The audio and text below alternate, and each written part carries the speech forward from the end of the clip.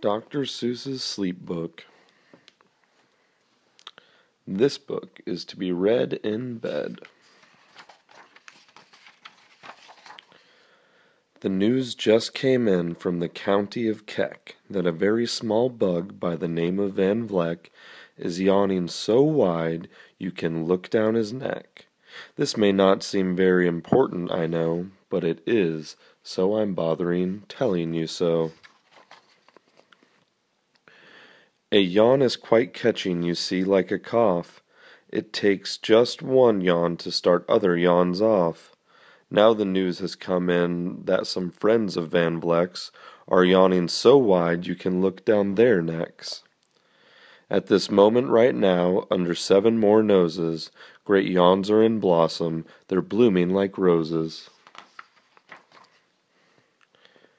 The yawn of that one little bug is still spreading. According to latest reports, it is heading across the wide fields through the sleepy night air, across the whole country towards every which where, and people are gradually starting to say, "I feel rather drowsy, I've had quite a day." Creatures are starting to think about rest. 2 bifferbaum birds are now building their nest. They do it each night, and quite often I wonder how they do this big job without making a blunder. But that's their problem, not yours and not mine. The point is they're going to bed, and that's fine. Sleep thoughts are spreading throughout the whole land. The time for night brushing of teeth is at hand. Up at Herkheimer Falls, where the great river rushes and crashes down crags and in great gurgling gushes, the Herkheimer sisters are using their brushes. Those falls are just grand for toothbrushing beneath, if you happen to be up that way with your teeth. The news just came in from the castle of Krupp that the lights are all out and the drawbridge is up. And the old drawbridge drawer just said with a yawn, "My drawbridge is drawn and it's going to stay drawn till the milkman delivers the milk about dawn. I'm going to bed now, so nobody better come around with a special delivery letter." The number of sleepers is steadily growing. Bed is where more and more people are going. The Culliper Springs and the Stiltwalkers' Hall. The Stiltwalkers' stilts are all stacked on the wall. The Stiltwalker walkers have called it a day. They're all tuckered out and they're snoozing away. This is very big news. It's important, you know, and that's why I'm bothering telling you so.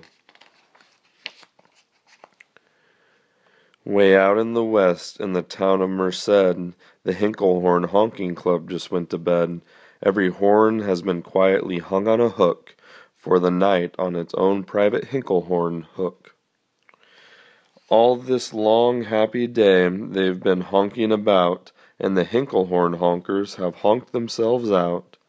But they'll wake up quite fresh in the morning, and then they'll start right in Hinklehorn honking again. Everywhere creatures are falling asleep. The collapsible Frink just collapsed in a heap, and by adding the Frink to the others before, I'm able to give you the Who's Asleep score. Right now, 40,404 creatures are happily, deeply in slumber. I think you'll agree that's a whopping fine number. Counting up sleepers, just how do we do it? Really quite simple. There's nothing much to it. We find out how many, we learn the amount, by an audio-teleo-talio count. On a mountain halfway between Reno and Rome, we have a machine in a plexiglass dome, which listens and looks into everyone's home, and whenever it sees a new sleeper go flop, it jiggles and lets a new biggle ball drop. Our chap counts these balls as they plop in a cup, and that's how we know who's down and who's up.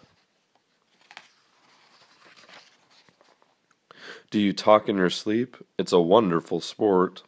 And I have some news of this sport to report. The world champion sleep talkers Joe and Mo Redzoff have just gone to sleep, and they're talking their heads off. For 45 years now each chattering brother has babbled and gabbled all night to the other. They've talked about laws, and they've talked about gauze. They've talked about paws, and they've talked about flaws. They've talked quite a lot about old Santa Claus. And the reason I'm telling you this is because you should take up this sport. It's just fine for the jaws. Do you walk in your sleep? I just had a report of some interesting news in this popular sport. Near Finnegan Fen, there's a sleepwalking group, which not only walks, but it walks a la hoop. Every night they go miles, they walk to such length, they have to keep eating to keep up their strength. So every so often one puts down his hoop, stops hooping, and does some quick snooping for soup. That's why they're known as the Hoop Soup Snoop Group. Sleepwalking too